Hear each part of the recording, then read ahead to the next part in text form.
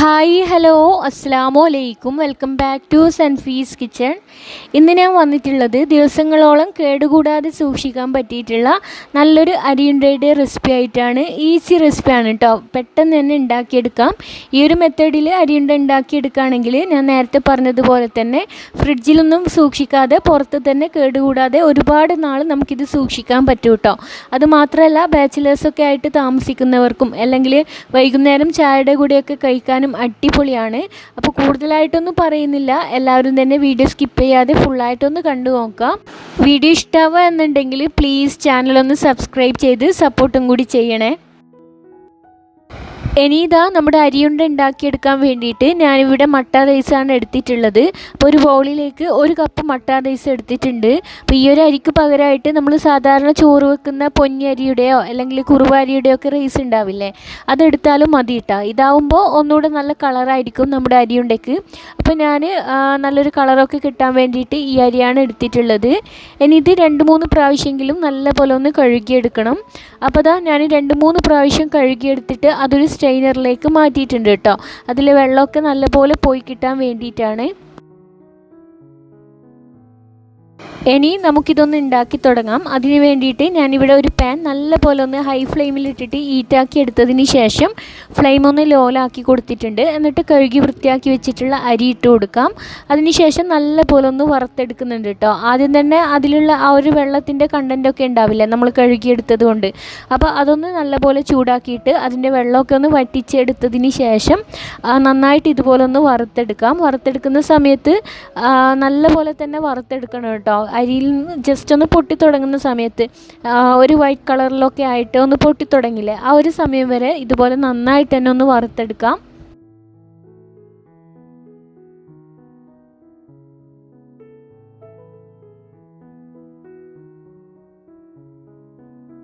അപ്പോൾ ഇതാ ഞാൻ നേരത്തെ പറഞ്ഞതുപോലെ വെള്ളത്തിൻ്റെ കണ്ടൻറ്റൊക്കെ നന്നായിട്ട് പോയിട്ടുണ്ട് കേട്ടോ. ഇനി വീണ്ടും സമയം എടുത്തിട്ട് തന്നെ ഇതൊന്ന് വറുത്തെടുക്കണം. അപ്പോഴേ നമുക്ക് എത്ര കാലം വെച്ചാലും കേടാവാത്ത രീതിയിലുള്ള അരിയുണ്ട ഉണ്ടാക്കിയെടുക്കാൻ പറ്റുള്ളൂ കേട്ടോ.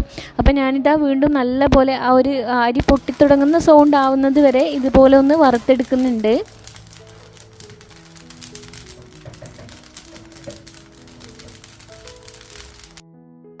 അപ്പോൾ ഇതാ നമ്മുടെ അരിയുടെ കളറേ ചെറുതായിട്ടൊന്ന് ചേഞ്ചായി വന്നിട്ടുണ്ട് കേട്ടോ. ഇപ്പം നിങ്ങൾക്ക് വീഡിയോയിൽ കാണുമ്പോൾ തന്നെ മനസ്സിലാവുന്നുണ്ടാവും ഞാൻ അരി എത്രമാത്രം വറുത്തെടുത്തിട്ടുണ്ട് എന്ന്. എത്രയും വറുത്തെടുക്കണം കേട്ടോ, നല്ലപോലെ വറുത്തെടുക്കണം. അപ്പോഴേ നമുക്ക് നല്ല ടേസ്റ്റി ആയിട്ടുള്ള അരിയുണ്ട കിട്ടുകയുള്ളൂ. അത് മാത്രമല്ല എത്ര ദിവസം വേണമെങ്കിലും ഫ്രിഡ്ജിലൊന്നും വെക്കാതെ തന്നെ നമുക്കിത് പുറത്ത് സൂക്ഷിക്കുകയും ചെയ്യാം, എന്നാലും കേടാവുകയൊന്നുമില്ല. അപ്പോൾ ഞാൻ നല്ലപോലെ വറുത്തെടുത്തിട്ടുണ്ട്, ഇത്രയും മതി. ഇനി ഫ്ലെയിം ഓഫ് ആക്കി കൊടുക്കാം. അതിനുശേഷം ഈ ഒരു അരിയുടെ ചൂടൊക്കെ ഒന്ന് പോയി വരുമ്പോൾ നമുക്കിതുപോലെ മിക്സിയുടെ ജാറിലിട്ടിട്ട് ഞാനതൊന്ന് പൊടിച്ചെടുക്കുന്നുണ്ട് കേട്ടോ. ഒട്ടും തന്നെ തരിതരിപ്പൊന്നും ഇല്ലാതെ നല്ല പോലെ ഒന്ന് പൊടിച്ചെടുക്കാം. നിങ്ങൾക്ക് വേണമെന്നുണ്ടെങ്കിൽ കുറേശ്ശെ ആയിട്ട് ഇട്ട് കൊടുത്തിട്ട് അങ്ങനെ പൊടിച്ചെടുക്കാം. ഞാനിപ്പം ഫുള്ളായിട്ട് ഒരുമിച്ചിട്ടിട്ടാണ് പൊടിച്ചെടുക്കുന്നത്. അതുപോലെ അരിയൊക്കെ എത്രയാണോ വേണ്ടത് അതനുസരിച്ചിട്ട് നിങ്ങൾക്ക് എടുക്കാം കേട്ടോ.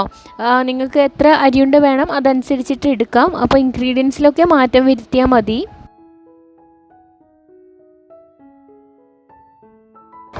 ഇനി ആ ഒരു പാനിൽ തന്നെ ഞാൻ കുറച്ച് കാഷ്യൂനട്ട് ഒന്ന് റോസ്റ്റ് ചെയ്തെടുക്കുന്നുണ്ട്. ഇത്രയും കാഷ്യൂനട്ട് വേണമെന്നില്ല കേട്ടോ, കുറച്ച് കൂടുതലായാലും കഴിക്കാൻ നല്ല ടേസ്റ്റ് അല്ലേ. അപ്പോൾ ഞാൻ കുറച്ച് കൂടുതൽ എടുത്തിട്ടുണ്ട്. അപ്പോൾ നിങ്ങൾക്ക് എത്ര വേണോ അതനുസരിച്ചിട്ട് മാത്രം എടുത്താൽ മതി. അപ്പോൾ അതൊന്ന് റോസ്റ്റ് ചെയ്തെടുത്തതിന് ശേഷം നമുക്ക് അതൊന്ന് പൊടിച്ചെടുക്കാനുണ്ട്.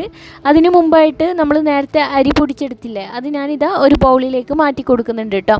എന്നിട്ട് ആ ഒരു മിക്സിയുടെ ജാറിൽ തന്നെ ഇതുപോലെ കാഷ്യൂനട്ട് ഇട്ട് കൊടുത്തിട്ട് അതൊന്ന് ജസ്റ്റ് ഒന്ന് പൊടിച്ചെടുത്താൽ മതി. അല്ലാണ്ട് അങ്ങ് പൊടിഞ്ഞു പോവരുത് കേട്ടോ. നമുക്ക് കഴിക്കുന്ന സമയത്ത് ഇടയ്ക്കൊന്ന് കടിക്കാൻ കിട്ടണം. അപ്പോൾ ആ ഒരു ലെവലിൽ മാത്രം പൊടിച്ചെടുത്താൽ മതി. ഇനിയിപ്പം കാഷ്യൂനട്ട് ഇല്ലാതെ നമുക്കിത് ഉണ്ടാക്കിയെടുക്കാം കേട്ടോ. കഴിക്കാൻ നല്ല ടേസ്റ്റ് തന്നെയാണ്.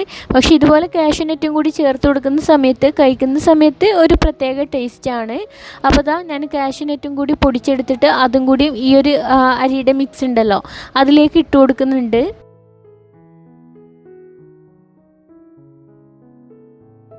ഇനി ഇതാ ഞാൻ ഇതുപോലെ എല്ലാം കൂടി നന്നായിട്ടൊന്ന് മിക്സാക്കി എടുത്തതിന് ശേഷം നമ്മൾ നേരത്തെ പൊടിച്ചെടുത്തിട്ടുള്ള മിക്സിയുടെ ജാറിലേക്ക് കുറച്ച് തേങ്ങ ഇട്ട് കൊടുക്കുന്നുണ്ട്. തേങ്ങ കുറച്ച് കൂടുതലായിട്ട് തന്നെ ഇട്ട് കൊടുക്കാൻ വേണ്ടിയിട്ട് നോക്കാം കേട്ടോ. അപ്പോൾ ഒന്നുകൂടെ നല്ല ടേസ്റ്റ് ആയിരിക്കും. ഞാനിപ്പോൾ ഇത്രയും തേങ്ങ ചേർത്ത് കൊടുത്തിട്ടുണ്ട്.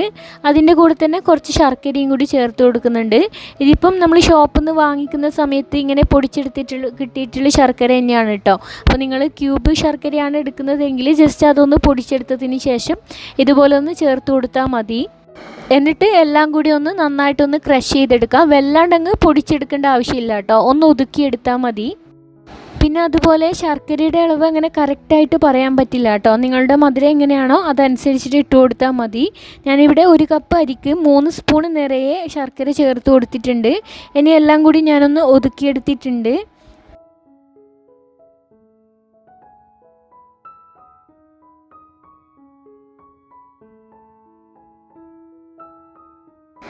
ഇനിയിപ്പോൾ ഇതാ അതൊന്ന് പൊടിച്ചെടുത്തതിന് ശേഷം നമ്മൾ നേരത്തെ മാറ്റി വെച്ചിട്ടുള്ള അരിയുടെ മിക്സിലേക്ക് ഈ ഒരു ശർക്കര തേങ്ങ മിക്സും കൂടി ചേർത്ത് കൊടുത്തിട്ട് എല്ലാം കൂടി നല്ല പോലെ ഒന്ന് മിക്സാക്കി എടുക്കുന്നുണ്ട്.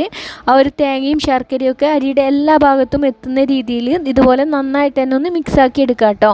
പിന്നെ ഈ ഒരു സമയത്ത് നിങ്ങൾക്ക് വേണമെന്നുണ്ടെങ്കിൽ 1/2 ടീസ്പൂണോ അല്ലെങ്കിൽ 1 ടീസ്പൂൺ വരെ ഗീ ചേർത്ത് കൊടുക്കാം. അപ്പോൾ ഒരു പ്രത്യേക ടേസ്റ്റ് ആയിരിക്കും. ഞാനിപ്പോൾ ചേർത്ത് കൊടുക്കുന്നില്ല. ഗീയും കൂടി ചേർത്ത് കൊടുക്കുകയാണെങ്കിൽ ഒന്നുകൂടെ നല്ലതായിരിക്കും കേട്ടോ. ഇനിയിപ്പം കാര്യമായിട്ട് വലിയ പണികളൊന്നും ഇല്ല കേട്ടോ. എല്ലാവർക്കും അറിയാവുന്നതുപോലെ തന്നെ കൈകൊണ്ട് നന്നായിട്ടൊന്ന് മിക്സാക്കി എടുത്തതിന് ശേഷം ഇതുപോലെ ഓരോ ബോൾസാക്കി മാറ്റി വെക്കുന്നുണ്ട്. നമ്മൾ സാധാരണ അരിയുണ്ട കാണാറില്ലേ, ആ ഒരു സൈസിൽ തന്നെയാണ് കേട്ടോ ഞാൻ ഉണ്ടാക്കിയെടുക്കുന്നത്. അപ്പോൾ നിങ്ങൾക്ക് എത്ര വലുപ്പത്തിൽ വേണോ അതനുസരിച്ചിട്ട് ഉണ്ടാക്കിയെടുക്കാം കേട്ടോ. വലിയ സൈസിൽ ഉണ്ടാക്കിയെടുക്കുകയാണെങ്കിൽ കാണാൻ വലിയ ഭംഗിയൊന്നും ഉണ്ടാവില്ല കേട്ടോ. ഞാനിതാ ഒരു മീഡിയം സൈസ് വലുപ്പത്തിലാണ് ഉണ്ടാക്കിയെടുക്കുന്നത്. അപ്പോൾ എല്ലാം തന്നെ ഇതുപോലെ ഉണ്ടാക്കി മാറ്റി വെക്കുന്നുണ്ട്. അപ്പോൾ ഇതാ ഞാനിതുപോലെ എല്ലാ അരിയുണ്ടയും ഒന്ന് റെഡിയാക്കി എടുത്തിട്ടുണ്ട്. ഇത്രയേ ഉള്ളൂ കേട്ടോ നമ്മുടെ അരിയുണ്ട ഉണ്ടാക്കിയെടുക്കാൻ വേണ്ടിയിട്ട്. വളരെ സിമ്പിളാണ്, ഈസി ആയിട്ട് ഉണ്ടാക്കിയെടുക്കാം. അതുമാത്രമല്ല ഞാൻ നേരത്തെ പറഞ്ഞതുപോലെ ഒരുപാട് നാൾ കേടുകൂടാതെ സൂക്ഷിക്കുകയും ചെയ്യാം കേട്ടോ. പിന്നെ ഗൾഫിലൊക്കെ കൊടുത്തയക്കാൻ പറ്റിയിട്ടുള്ള നല്ലൊരു ഈസി റെസിപ്പിയാണ്. ബാച്ചിലേഴ്സായിട്ട് താമസിക്കുന്നവർക്കും ഈ ഒരു മെത്തേഡിൽ അരിയുണ്ട ഉണ്ടാക്കിയെടുക്കുകയാണെങ്കിൽ ഒരുപാട് കാലം കേടുകൂടാതെ തന്നെ സൂക്ഷിക്കാനും പറ്റും കേട്ടോ. ചായയുടെ കൂടെയൊക്കെ കഴിക്കാനും അടിപൊളിയാണ്. നമ്മുടെ കണ്ണൂർ സ്പെഷ്യൽ അരിയുണ്ടയാണ്. അപ്പോൾ എല്ലാവരും തീർച്ചയായിട്ടും ഇതുപോലെ ഒന്ന് ട്രൈ ചെയ്ത് നോക്കണം. വീഡിയോ ഇഷ്ടമായെങ്കിൽ നിങ്ങളുടെ ഫാമിലി ഫ്രണ്ട്സിനൊക്കെ വീഡിയോ മാക്സിമം ഒന്ന് ഷെയർ ചെയ്ത് കൊടുക്കുക. അതുപോലെ ലൈക്ക് ചെയ്യുക. പിന്നെ നിങ്ങളുടെ വാല്യുബിൾ ആയിട്ടുള്ള കമൻസൊക്കെ ഫീഡ്ബാക്കായിട്ട് അറിയിക്കുക. പിന്നെ അതുപോലെ നമ്മുടെ ചാനലിൽ ഒരുപാട് വെറൈറ്റി റെസിപ്പീസും വ്ളോഗ്സും ഒക്കെ ഉണ്ട്. അപ്പോൾ എല്ലാവരും അതൊക്കെ ഒന്ന് പോയി കണ്ടു നോക്കുക. എന്നിട്ട് നിങ്ങളുടെ വാല്യുബിൾ ആയിട്ടുള്ള ഫീഡ്ബാക്കും കൂടി അറിയിക്കുക. അപ്പോൾ ഇൻഷാ അല്ലാഹ് ഇതുപോലെ നല്ല നല്ല വീഡിയോസൊക്കെ ആയിട്ട് വീണ്ടും വരാം. അതുവരേക്കും ബൈ.